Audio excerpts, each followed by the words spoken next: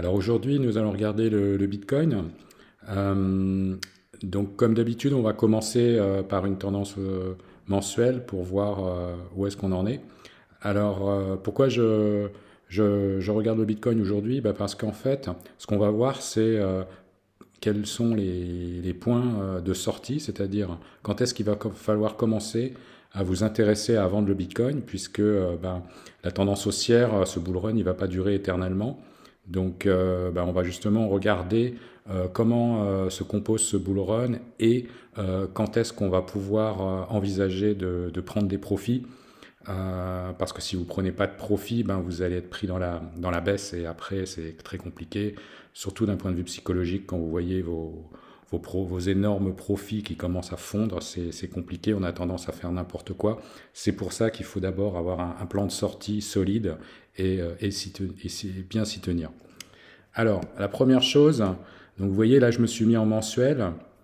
Ce qu'on constate, c'est que en fait, depuis 2000 depuis 2011, alors les données commencent en 2011, on a eu une bulle, une correction, une bulle, donc ça c'est la bulle la plus connue, la plus médiatisée avant celle d'aujourd'hui, donc c'est la bulle de 2017, une correction et une troisième bulle qui est en cours.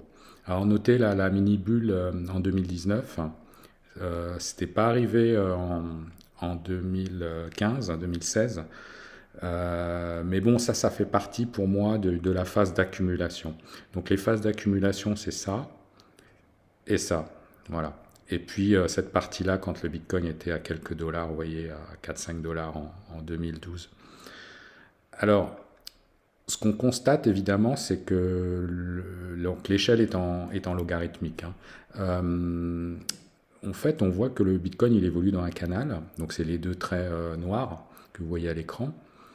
Donc les bottoms touchent le bas du canal et les tops le haut du canal. Ensuite, on peut scinder ce canal en deux. C'est à peu près deux parties égales, pas tout à fait, mais presque. Et en fait, on peut symboliser cette trendline orange comme la moitié du bull run, non pas en termes de prix, non pas en termes de temps, je veux dire, mais en termes de prix plutôt.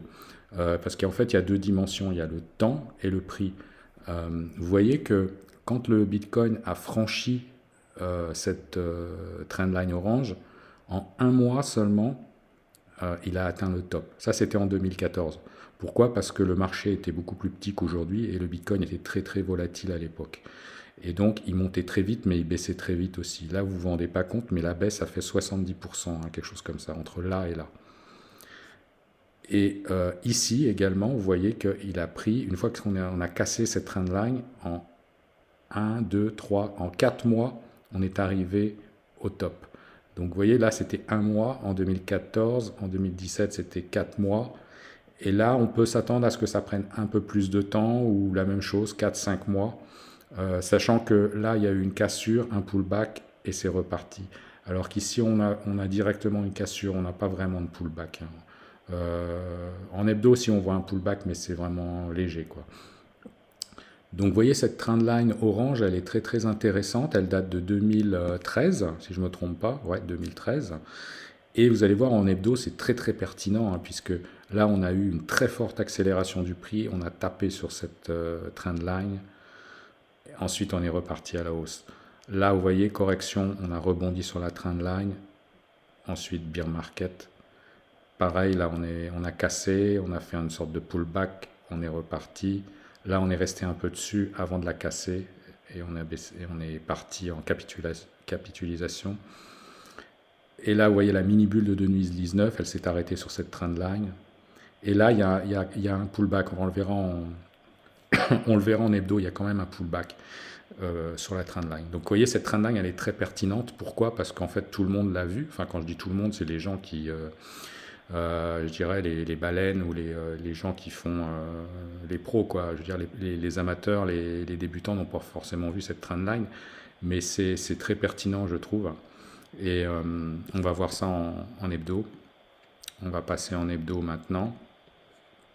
Donc voilà. Donc en hebdo, on voit bien là. Poum, on tape sur la trendline. Ici aussi, pullback. Et là, il y a un pullback. Alors je vais aller dessus. Voilà, vous le voyez le pullback là. C'est vraiment très propre. Et pourtant, c'est une trendline qui date, donc, je vous ai dit, de 2012-2013. Hein. Alors, qu'est-ce qu'on peut constater au niveau de ce bull run? Alors déjà que ce bull run, il est différent de celui de 2017, qui lui-même était différent de celui de 2013-14.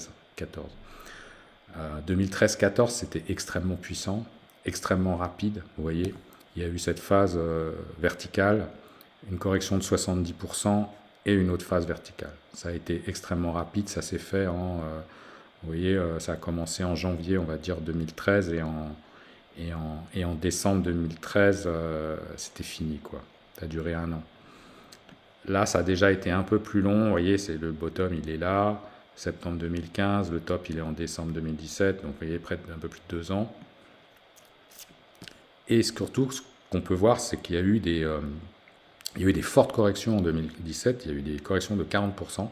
Il y en a eu plusieurs. Vous voyez, ça, c'est des corrections de 40%. Ça aussi, 35-40%. Ça aussi, c'était très puissant.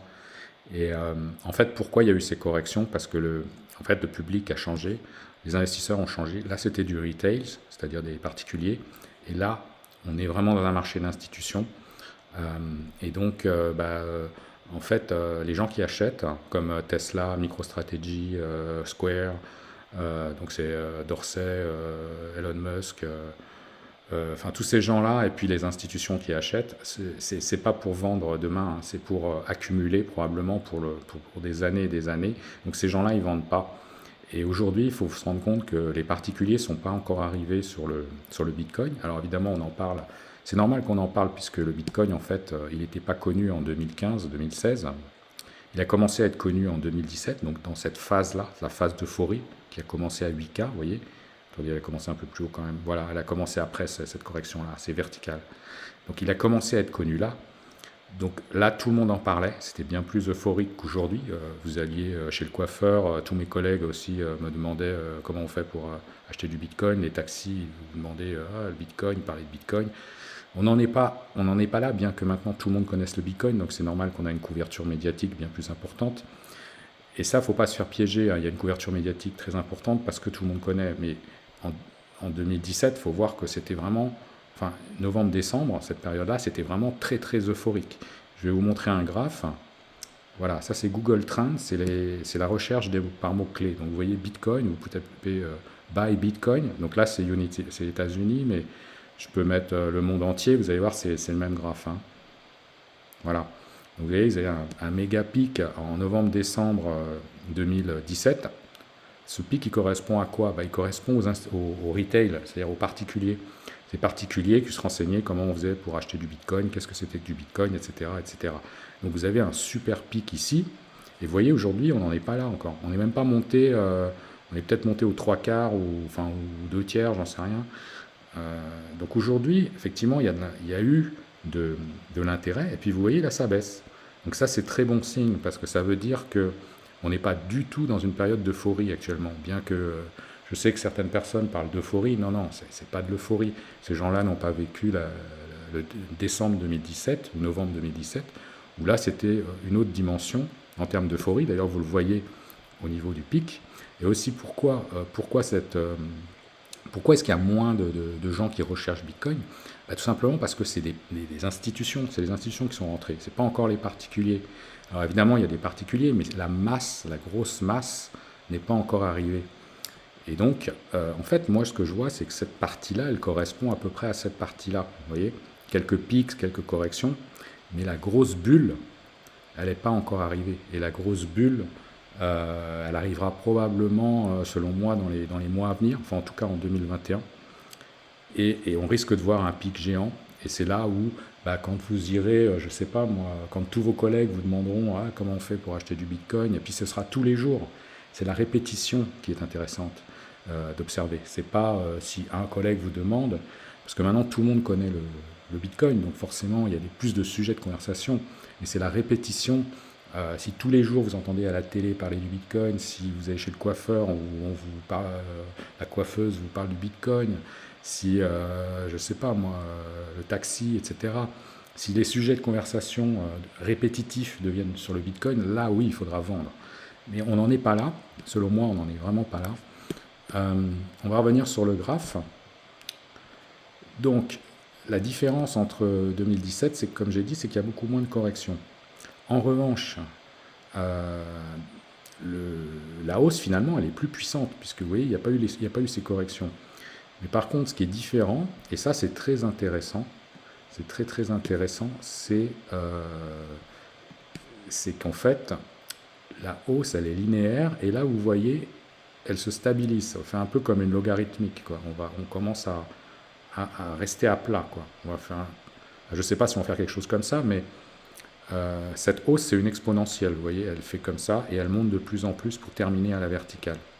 Celle-ci, elle monte d'une façon assez linéaire, pas vraiment exponentielle encore, et là, elle ralentit. D'ailleurs, on le voit au niveau du RSI, vous voyez, le RSI, il a topé là, et puis il baisse. Donc ça, c'est très intéressant, c'est quelque chose que j'ai jamais vu dans un bull run sur le Bitcoin. Par contre, c'est quelque chose qui arrive en bourse. Et peut-être vous faites le rapprochement, mais maintenant il y a beaucoup d'institutions qui sont rentrées, et ces gens-là, ils ont probablement ils ne traitent pas de la même façon que les particuliers. Ces gens-là, ils sont là pour accumuler. Et moi, l'hypothèse que j'émets, alors mettez-moi dans les commentaires si vous êtes d'accord avec moi ou pas, mais l'hypothèse que j'émets, c'est que volontairement, là, on est dans une phase d'accumulation. C'est-à-dire que les gens qui ont investi, mettons ici, enfin qui ont investi, les institutions qui ont investi tout au long de cette hausse, eh bien, ils ne peuvent pas tout acheter. Ils peuvent pas tout acheter. Si vous avez 10 000 bitcoins à acheter, vous ne pouvez pas acheter 10 000 bitcoins. Sinon, votre prix va se retrouver à 100 000 $ direct, quoi, ou plus, j'en sais rien. Donc, ces gens-là, il faut bien qu'ils ralentissent la hausse. Et moi, je suspecte qu'en fait, volontairement, il y a un jeu ici de manipulation de prix qui consiste à faire stagner le prix le plus longtemps possible pour avoir le temps d'acheter. Parce que comme je vous ai dit, ces gens-là ne peuvent pas acheter 1000 bitcoins, 10 000 bitcoins, 100 000 bitcoins, j'en sais rien, mais des grosses quantités. On ne peut pas les acheter sans faire exploser le prix. Donc peut-être qu'il y a un jeu, d'ailleurs on le voit beaucoup mieux en journalier, parce que ça c'est vraiment bizarre. Vous voyez, en fait, on a un prix qui corrige, qui remonte et qui casse l'ATH. Donc normalement, ce qui s'est passé en 2017 et en 2013, quand on casse l'ATH, on part violemment à la hausse. Et là, ce n'est pas le cas. On part, c'est assez modéré, et puis pouf, on baisse. Puis là, on repart, on recasse l'ATH, et pas de hausse violente, on rebaisse. Et puis là, on fait une espèce de consolidation à plat. On vient de recasser l'ATH récemment. Échec, enfin pas échec, mais on a cassé l'ATH, une espèce de pullback. Bon, au final, toute cette zone-là, je vous la dessine. Toute cette zone-là, en fait, c'est une espèce de consolidation à plat, mais en montant. Donc c'est assez étonnant, j'ai jamais vu ça. Sur des actions, sûrement vous pouvez voir ça, sur du Tesla, c'est un peu comme ça, quoique, enfin, c'est plus un comportement d'une action qu'un comportement du Bitcoin. Et sachant que toutes les institutions, enfin que beaucoup d'institutions sont rentrées, ça ne m'étonnerait pas qu'ils soient en train de jouer un jeu de manipulation de prix, hein, comme sur tous les marchés. Manipulation, c'est quelque chose de très banal en fait. Hein. Donc ça ne m'étonnerait pas qu'ils soient en train de manipuler le prix pour essayer de le contenir le plus longtemps possible à plat, de façon à avoir le temps d'acheter et ainsi profiter de la prochaine phase qui sera forcément, comme on est dans une bulle, il y aura forcément la phase d'euphorie à la suite. Et je vais vous montrer pourquoi, selon moi, ce bull run n'est pas terminé, loin de là. Voilà. C'est que tout simplement, les volumes, au niveau des volumes, ça ne colle pas du tout comme une fin de bull run. Et je suis repassé en mensuel, vous voyez. En 2017, voilà, on a eu donc là, le bull run a commencé. Donc là, c'est parti. Donc très fort volume. Et puis, les volumes ont baissé. D'ailleurs, vous voyez, la hausse, elle est assez modérée, on va dire, pour du Bitcoin. Et ensuite, quand on est vraiment parti en exponentiel, eh bien, les volumes ont augmenté jusqu'à l'explosion de la bulle. Voilà. Aujourd'hui, qu'est-ce qu'on a ? On a eu la mini-bulle en 2017, les volumes ont augmenté, bear market, enfin, tout ça, c'est une phase d'accumulation. Hein. Donc les volumes ont baissé, les volumes ont baissé. Capitulation ici, capitulation, Covid, crash du Covid. Et puis on est reparti à la hausse. Et là, vous voyez, les volumes ont explosé. Et c'était effectivement la phase quand on est parti, quand on a cassé l'ATH. En fait, on est parti direct à l'ATH, on a cassé l'ATH, et là, les volumes ont explosé. Et depuis qu'on est dans cette phase de sorte de consolidation un peu bizarre à plat, les volumes diminuent. Les volumes diminuent, les volumes diminuent. Donc là, vous voyez bien que c'est pas possible qu'on soit au top d'une bulle, puisque une bulle, ça se termine toujours par des gros volumes. C'est le principe de la phase d'euphorie. Regardez, en 2004, 2013, les volumes sont fous. Là, les volumes sont énormes. Alors, j'ai eu un doute sur les volumes que 2013 n'était pas plus élevé qu'en 2017, c'est pas possible. Peut-être faut passer en hebdomadaire. Ouais, c'est pareil. Enfin, ce qui est important, c'est de voir la tendance des volumes.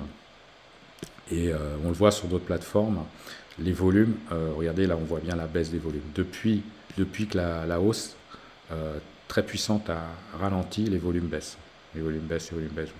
Donc là, qu'est-ce qui va se passer? Vraisemblablement, un jour ou l'autre, il y aura une forte accélération à la hausse et vous verrez les volumes qui vont commencer à monter, monter, monter et jusqu'à ce que la bulle explose. Donc quand est-ce que la bulle va exploser?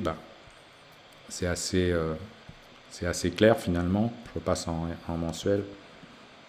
Si on suit ce modèle, vous voyez, c'est lorsqu'on va taper la trendline du haut. Donc vous voyez, plus le bull run va durer longtemps, plus le top sera haut. Regardez ici, si je me mets en décembre, si le bull run tient jusqu'en décembre, on sera à 250K, 260 presque. Mais je ne pense pas qu'il ira aussi loin. Si ça s'arrête en début juillet, vous voyez, c'est 169K. Voilà. Et si c'est pas mal de gens parlent de l'été, moi je pense que l'été maximum. Donc 200K quoi. Voilà, donc le top c'est si c'est début juin, c'est attendez, 175K. Ça c'est un chiffre qui revient souvent en fait, 175K. 175, entre 150 et 250K quoi.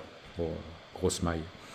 Donc voilà, autre indicateur, le RSI mensuel, vous voyez, il y a toujours eu deux tops. Premier top sur la trendline orange, deuxième top, trendline supérieure. Premier top, trendline orange, deuxième top, trendline supérieure. Ici, alors ici on est un peu en retard, on dirait. On n'est pas monté exactement à 95 de RSI, mais bon, grosso modo, ça correspond aussi. On est pratiquement sur la ligne rouge. Et donc là, j'attends peut-être une baisse du RSI, ce qui ne veut pas dire que le prix baisse. Quand le RSI baisse, ça veut dire que la hausse ralentit, tout simplement. Et ensuite, un deuxième top.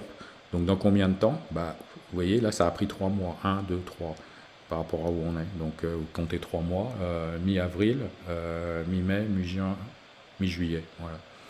Mi-juillet, dans ces eaux-là, quoi. Vous voyez, entre mi-juin et mi-août, quoi. Voire septembre. Donc voilà, donc stratégie de vente, c'est assez simple finalement. Si le top on l'estime à 150K, à 250K, vous commencez à vendre à partir de 100K une première position, histoire de sécuriser vos gains. Et puis vous divisez, moi ce que je vais faire, je vais diviser en 5 parties, donc 20%.